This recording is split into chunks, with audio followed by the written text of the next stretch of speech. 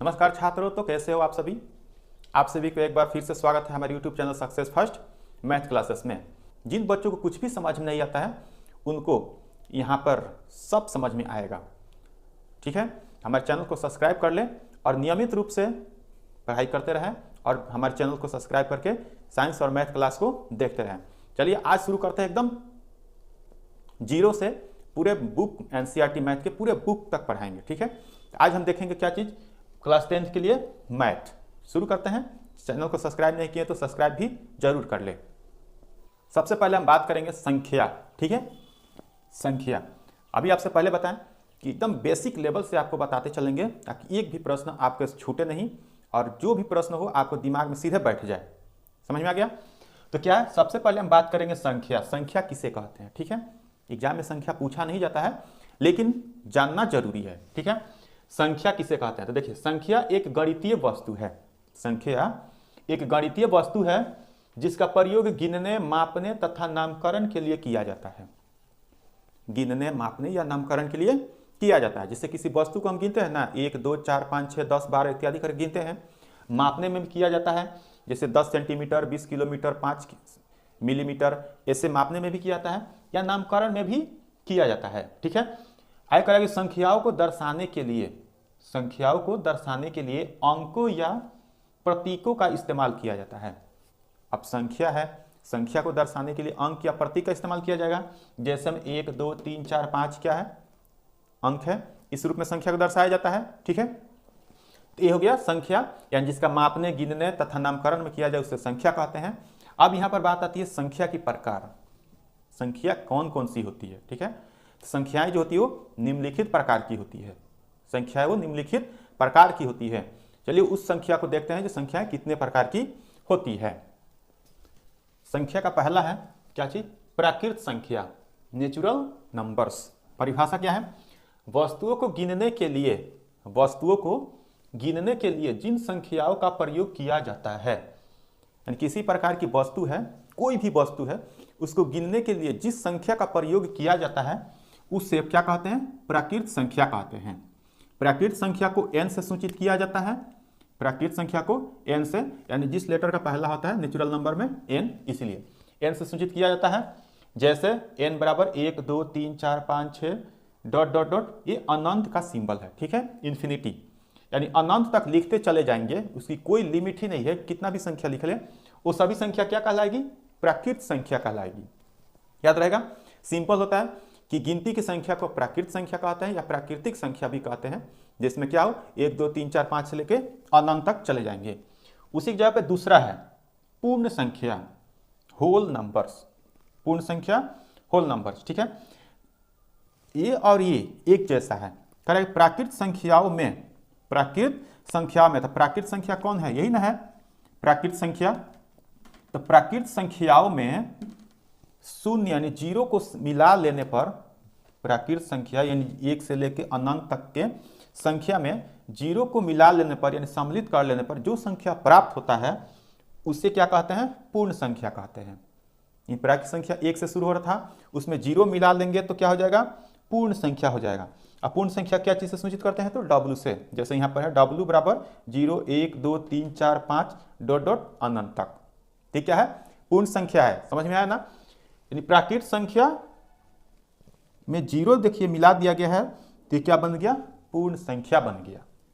एक बात याद आ गया? तो ये हो गया दो परिभाषा, पूर्ण संख्या, प्राकृत संख्या। प्राकृत संख्या अगर याद हो गया तो पूर्ण संख्या याद हो जाएगा, क्योंकि प्राकृत संख्या में ही जीरो को लिख देंगे तो पूर्ण संख्या हो जाएगा। और आगे बढ़ते हैं। आज हमारे चैनल को सब्सक्राइब नहीं किया तो सब्सक्राइब कर ले। अगर कोई आपको इसमें समझ नहीं आ रहा है, कोई बात पूछना है तो जरूर कमेंट में पूछ सकते हो। ठीक है, आगे देखेंगे हम पूर्णांक संख्या। पूर्णांक संख्या देखिए क्या करा है, प्राकृतिक संख्याओं में शून्य, प्राकृतिक संख्याओं में शून्य एवं ऋणात्मक संख्याओं को मिलाने पर जो मिलाने पर प्राप्त संख्या को पूर्णांक संख्या कहते हैं। देखिए, प्राकृतिक संख्या में ही जीरो और माइनस की संख्या को मिला देने पर क्या प्राप्त होती है? तो पूर्णांक संख्या प्राप्त होती है। इसको हम ऐसा भी बोल सकते थे कि पूर्ण संख्याओं में ऋणात्मक संख्या मिलाने पर प्राप्त संख्या को पूर्णांक संख्या कहते थे। ठीक है, जैसे में माइनस इन्फिनिटी लिए हैं क्योंकि ऋणात्मक संख्या है। ऋणात्मक संख्या माइनस इन्फिनिटी से लेके बढ़ते जाए तो -3, -2, -1, 0, 1, 2, 3, 4 डॉट डॉट अनंत तक बढ़ते जाएंगे। इस प्रकार की संख्या क्या कहलाएगी? पूर्णांक संख्या। यानी पूर्णांक संख्या में ऋणात्मक संख्या भी होगा, शून्य भी होगा और धनात्मक संख्या 1 से लेके अनंत तक भी होगा। ध्यान पर रहना है, ठीक है। तो हो गया पूर्णांक संख्या, यानी 0 से लेके माइनस तक और धनात्मक तक सभी संख्याएं पूर्णांक संख्या होती है। 4 नंबर है कि सम संख्या, इवन नंबर। सम संख्या क्या है कि वे संख्याएं जो दो से पूरा यानी पूर्णतः विभाजित हो जाए, वो संख्या जिसमें 2 से पूरा भाग लग जाए उसे क्या कहते हैं? सम संख्या कहते हैं। जैसे 2, 4, 6, 8, 10, 12, 14, 15, 18, 20, 32 इत्यादि ऐसे लिखते जाएंगे तो संख्या क्या हो जाएगा? सम संख्या हो जाएगा। कैसे मालूम चलेगा? जैसे मान लिए कि हम यहाँ पर लिख लिए 32, ये सम संख्या है कि नहीं, तो इसमें 2 से पूरा भाग लेना चाहिए। तो 2 एकम 2, 1 बचेगा, ये 12, 2 छक्क 12, देख सकते हैं पूरा कट गया। यानी वैसी संख्या होना चाहिए जिसमें 2 से पूरा भाग लग जाए, यानी वह संख्या 2 से पूरा विभाजित हो जाए, वही संख्या सम संख्या कहलाती है। अगला था 5 नंबर विषम संख्या, उसके उल्टा होता है सम संख्या के। क्या? तो वे संख्याएं जो 2 से पूर्णतः विभाजित नहीं होती है। इसमें क्या था? विभाजित होती है, इसमें कह रहा है कि विभाजित नहीं होती है, उसे विषम संख्या कहते हैं। जैसे में 1, 3, 5, 11, 17, 29, 39 तक, ठीक है। तो इसमें देखिएगा 2 से कटेगा नहीं, किसी प्रकार से 2 से नहीं कटेगा।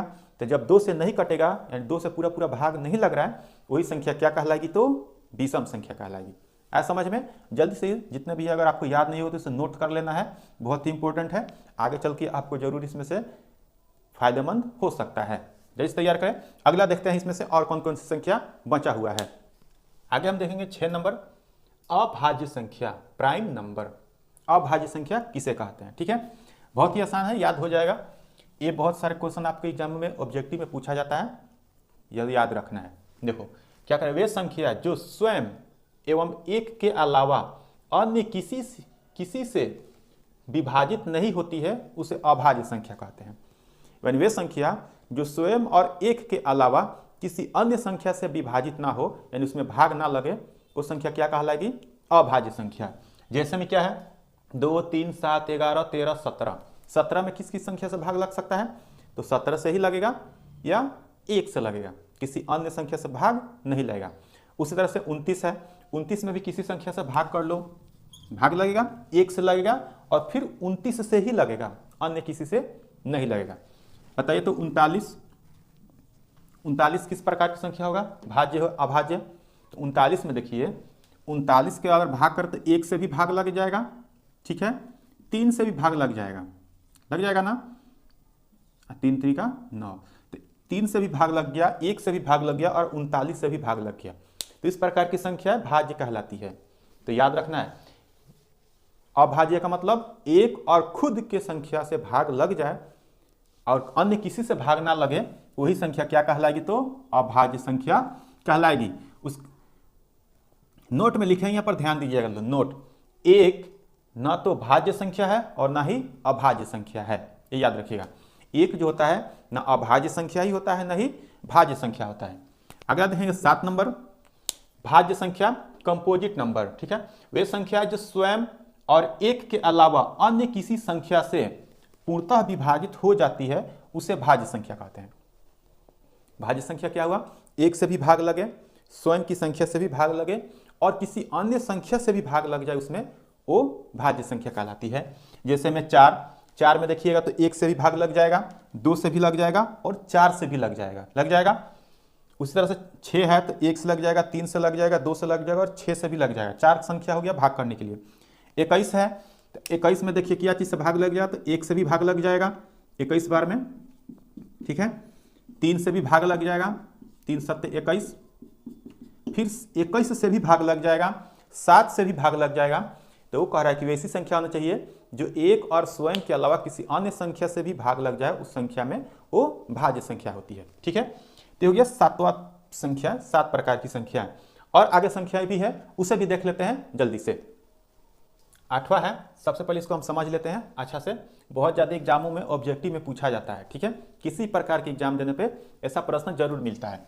क्या करा कि सह अभाज्य संख्या, सह अभाज्य संख्या को प्राइम नंबर क्या है कि 2 या 2 से अधिक संख्याओं का HCF महत्तम समापर्त है, यानी मसा 1 हो, उसे सअभाज्य संख्या कहते हैं। यानी 2 या 2 से अधिक संख्याओं का मौसा अगर निकालने पे 1 आ रहा है, HCF 1 आ रहा है, तो ये संख्या क्या कहलाती है? सअभाज्य संख्या कहलाती है। जैसे में 4 और 9 है, ठीक है, तो 4 और 9 का HCF हम निकालेंगे तो 4 दूना 8 हो जाएगा, 1 बचेगा और ये 4 बार में कट गया। तो देखिए HCF 1 आ गया। HCF निकालना आपको मालूम होगा कि जिससे पूरा पूरा लास्ट में कट जाए वही HCF होता है। 1 से कट गया, क्या बताए थे? जिसका HCF 1 होगा वो सहअभाज्य संख्या कहलाएगा। तो सहअभाज्य संख्या कौन है? 4 और 9 है, 1 नहीं है, 4 और 9 है। ऑब्जेक्टिव में इस तरह से मिलेगा, A B C करके ऑप्शन देगा, या कहेगा इनमें से कौन सहअभाज्य संख्या है या सहअभाज्य संख्या नहीं है। तो जिसका HCF निकालने पे 1 आ जाए, HCF आंसर 1 आ जाए, वो संख्या क्या कहलाएगी? सहअभाज्य संख्या कहलाएगी। जैसे 12 25 भी देख लीजिए, 12 25, तो 12 दूना 24 हो जाएगा, 1 बचेगा फिर 25, 1 बचेगा फिर 1 से 12 कट गया, पूरा कट गया, कितना से कटा? 1 से। तो ये अभाज्य सहअभाज्य संख्या हो गया। अब यहाँ पे 2 अंक था, यहाँ पर 3 अंक है, यहाँ पर लिखा है ना 2 या 2 से अधिक होना चाहिए, 2 या 2 से अधिक होना चाहिए। ये तो देख सकते हैं कि 2 अंक का था, इसमें 2 अंक से अधिक संख्याएं 3 अंक का है, तो इसका अगर निकाले तो क्या HCF 1 आएगा? अगर HCF 1 आ जा रहा है तो ये संख्या क्या हो जाएगी? सहअभाज्य संख्या।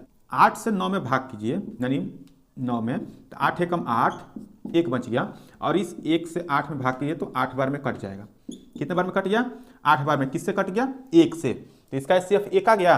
इस 1 से अगर फिर हम 12 में भाग करें तो कितने बार में कट जाएगा? पूरे 12 बार में कट गया। तो देख सकते हैं यहाँ पर भी 1, यहाँ पर भी 1, यानी 2 संख्याओं का HCF निकाले उसका भी 1, या 3 संख्याओं का HCF निकाले उसका भी 1 अगर आ रहा है तो उस प्रकार की संख्या क्या कहलाती है? सहअभाज्य संख्या कहलाती है, ठीक है। एक चीज और आपको ध्यान देना है कि 2 लगातार संख्याओं का HCF भी हमेशा 1 होता है। 2 लगातार धनात्मक पूर्णांक यानी संख्याओं का मौसा भी हमेशा 1 होता है। अब 2 लगातार की बात किया जा रहा है, ठीक है, इस पर ध्यान देना है। 2 लगातार, अगर हम 2 लगातार में 3 और 4 ले लें, 3 और 4 2 प्रकार की लगातार संख्या है, इसका भी अगर HCF निकालेंगे तो कितना आएगा? 1 आएगा। 3 एकम 3, 1 कट गया 3 बार में। तो अगर हम किसी संख्या को, कितना भी बड़ा संख्या होगा, अगर उसको लगातार संख्या के रूप में ले रहे हैं और इसका HCF निकालें तो हमेशा 1 आएगा। ये भी ऑब्जेक्टिव में पूछा जाता है कि 2 लगातार संख्याओं का HCF होता है, कितना होता है? 1 होता है। जो भी ले लीजिए, 12 13 भी देख लीजिए, 12 में 13 से भाग कीजिए तो 12 एकम 12 होगा, 1 बचेगा फिर 12 कट जाएगा, 12 बार में 1 आया। तो हमेशा 2 लगातार धनात्मक संख्याओं का HCF क्या होता है? हमेशा 1 होता है। ये हमेशा याद रखिएगा। अगला बढ़ते हैं, देखते हैं आगे हम बात करेंगे परिमेय संख्या, रेशनल नंबर, और 10वां है अपरिमेय संख्या, इरेशनल नंबर, ठीक है। बहुत ही जबरदस्त प्रश्न है। आप सभी के बार आप सभी एग्जाम में इसमें से कई प्रश्न देखने को मिलेगा जब आपका एग्जाम आएगा तब, ठीक है। तो क्या है? वे संख्या जिन्हें P/Q के रूप में लिखा जा सके, वे संख्या जिन्हें P/Q के रूप में लिखा जा सके, जहां P और Q पूर्णांक हो तथा Q नॉट इक्वल 0 हो, उसे परिमेय संख्या कहते हैं, ठीक है। पूर्णांक अभी आपको पीछे पढ़ा चुके हैं, पूर्णांक किसे कहते हैं, और Q जो हो 0 के बराबर न हो, ठीक है, यानी 5/0 नहीं होना चाहिए। P/Q का मतलब ही ना हुआ P/Q। देखो P की जगह पे 5 है और Q की जगह पे 0, तो यहाँ पर क्या लिख रहा है कि P और Q तो पूर्णांक हो लेकिन Q का मान 0 के बराबर न हो। अगर 0 के बराबर हो जाएगा तो क्या होगा? तो परिमेय संख्या नहीं होगा। इसलिए यहाँ पर कह रहा है कि P और Q जो पूर्णांक हो तथा Q नॉट इक्वल टू 0 हो, उसे परिमेय संख्या कहते हैं। जैसे 3, 3/5, 5/6, 1.7, 1.3, 3, 4, √16/4, ये सभी परिमेय संख्या है। अब यहाँ पर कहिएगा आप कि 3, यहाँ पर तो P/Q के रूप में होना चाहिए ना, P/Q के रूप में। तो यहाँ पर देखिए तो सिर्फ 3 है, 3 है, कहाँ बटा में तो है ही नहीं, कुछ नहीं। इसका मतलब Q बराबर 0। आप सोचिएगा कि यहाँ पर P का तो मान दिया हुआ है, बटे में क्यू का मान कुछ नहीं है तो मतलब 0 नहीं। क्यू का मान अगर किसी बटा में कोई अंक नहीं दिया होता है तो हमेशा क्या होता है, 1 होता है, हमेशा 1 होता है, 0 नहीं होता है। ऐसा समझ में, यानी 3 है तो इसका मतलब हुआ 1। अब 1 में 3 से भाग कीजिएगा तो कितना आएगा, 3 ही ना आएगा, इसीलिए 3। तो 3 क्या है, परिमेय संख्या है। 3/5 पी बटा क्यू के रूप में है, परिमेय संख्या है। 5/6 पी बटा क्यू के रूप में है, परिमेय संख्या है। यहाँ पर 1.7 है, 1.7 है, ये भी क्या है, परिमेय संख्या है। इसका मतलब क्या हुआ, 1.7, इसको बाटे में हटाइएगा, दशमलव हटाइएगा तो 17/10 हो जाएगा, तो भी एक परिमेय संख्या है। 1.334 वो भी परिमेय संख्या है। अब यहाँ पर 16/4 है, वो रूट में है।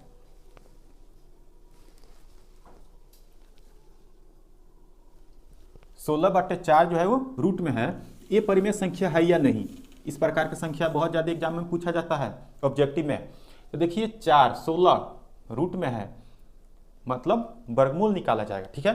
तो 16 किसका वर्गमूल होता है, 4 का, 4 चौके 16, और 2 का वर्गमूल निकलेगा, 4 का वर्गमूल निकलेगा तो कितना आएगा, 2 आएगा। तो देखिए तो पी बटा क्यू के रूप में हो गया 4/2। ये सब परिमेय संख्या हो गया। ये हो गया अपरिमेय संख्या 10 नंबर। वे संख्या जिन्हें पी बटा क्यू के रूप में नहीं लिखा जा सकता है, जहां पी और क्यू पूर्णांक हो तथा क्यू नॉट इक्वल टू 0, उसे क्या कहेंगे, अपरिमेय संख्या कहेंगे। सिर्फ अंतर कितना है, नहीं का, यानी इसमें कह रहा है कि पी बटा क्यू के रूप में लिखा जा सकता है, इसमें कह रहा है कि नहीं लिखा जा सकता है। तो नहीं लिखा जा सकता है, जैसे √2, आप कहिएगा कि यहाँ पर √2/1 लिख सकते हैं, बिल्कुल लिख सकते हैं। लेकिन ध्यान देना है कि रूट में अगर कोई संख्या है, जिसका वर्गमूल नहीं निकल रहा है, वो क्या होगा, अपरिमेय संख्या होगा। याद रखिएगा, रूट में कोई संख्या है जिसका वर्गमूल, जैसे यहाँ पर देखिए 16 का वर्गमूल 4 होता है और 4 का वर्गमूल 2 होता है। अगर किसी संख्या का वर्गमूल नहीं निकल रहा है तो संख्या अपरिमेय होता है। तो 2 का वर्गमूल नहीं निकलेगा, निकलने की तो निकलेगा लेकिन कटेगा ही नहीं, दशमलव में आते जाएगा, अनंत तक बढ़ते चला जाएगा।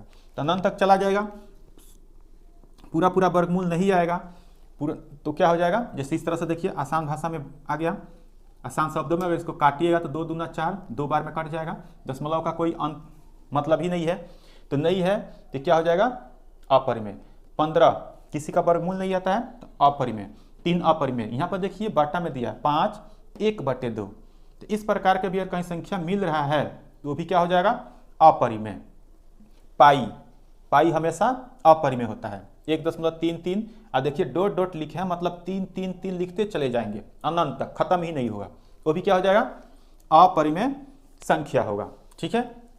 तो जिसका वर्गमूल निकल जाए, अगर वो रूट में हो और उसका वर्गमूल निकल जा रहा है तो परिमेय, और जिसका वर्गमूल नहीं निकलेगा वो अपरिमेय। समझ में आ गया होगा, हमारे चैनल को सब्सक्राइब नहीं किया तो सब्सक्राइब कर लीजिए।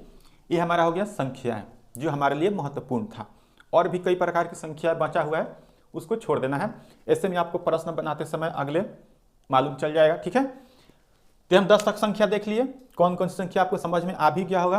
अगर कोई आपको समझ में नहीं आया होगा तो आप उससे पूछ सकते हैं, कमेंट कर सकते हैं, ठीक है। इस वीडियो में आज इतना ही।